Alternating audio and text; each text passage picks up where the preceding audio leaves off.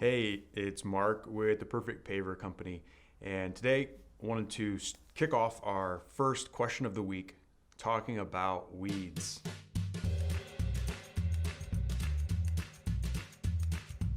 That's right. Weeds, mold, any type of vegetation in your pavers, it's never a good thing. And so I wanted to just take a minute to explain why do you have weeds, what's causing them, and what can be done to prevent them or minimize them. So it's important to understand that weeds and vegetation happens because of site conditions. And there are a few different site conditions that can be taken into consideration that can prevent or cause weeds and mold and those types of things to grow and germinate. So the first one is going to be sun exposure. If you have an outdoor space that has a tremendous amount of shade, doesn't get a lot of sun exposure, you're going to be more prone to have things like mold and algae and those types of things grow. You're also, as a result of not having much sun exposure, you're going to have a lot of shade, obviously, and things are going to stay damp longer. Vegetation, weeds, all of those things require moisture to thrive, germinate, grow, all of those things. So the first site condition is too much or not enough sun exposure. Too much shade or not enough sun exposure. The second component is adequate drainage. So when an installer installs pavers, we suggest that you have a minimum of 1/4 inch slope per foot of paver, per foot of area of patio. So if you have a 10-foot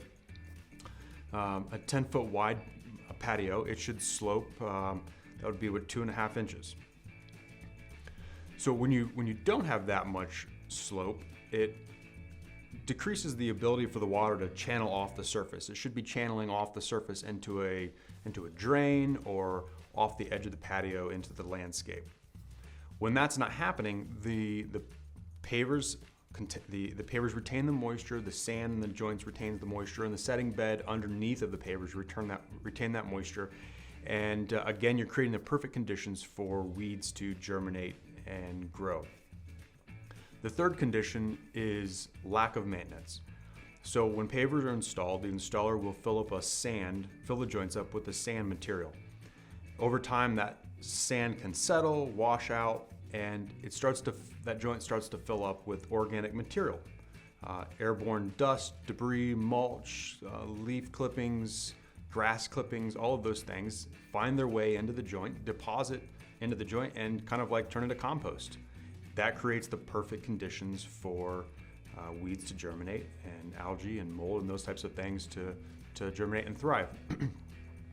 So there's like this three-way scale, so to speak, between the adequate sun exposure, between the adequate drainage, and the adequate maintenance. And what I mean by like a three-way scale is if you have less sun exposure, you're going to require that your pavers have more drainage capabilities built in and more maintenance. If you have bad drainage, the drainage component comes down. It's going to require that you have more sun exposure and more maintenance.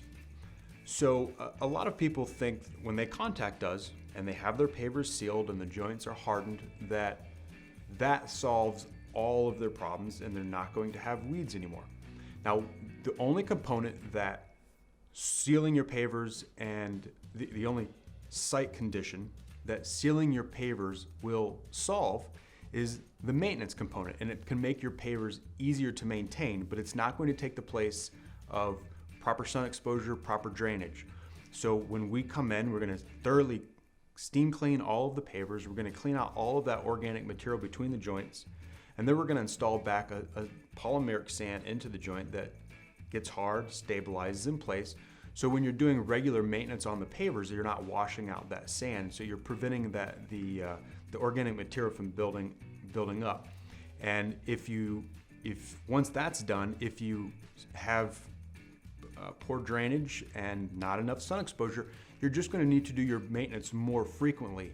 So it's the maintenance that you do on your pavers that prevents the weeds and the mold and the algae from growing, and not the hardening of the sand or the sealing component by itself that's capable of doing that. So I hope that answers all of your questions as to why you have weeds and vegetation and mold and algae growing in and on your pavers, and what can be done to prevent those things. So again, thanks Mark, Perfect Paver Company.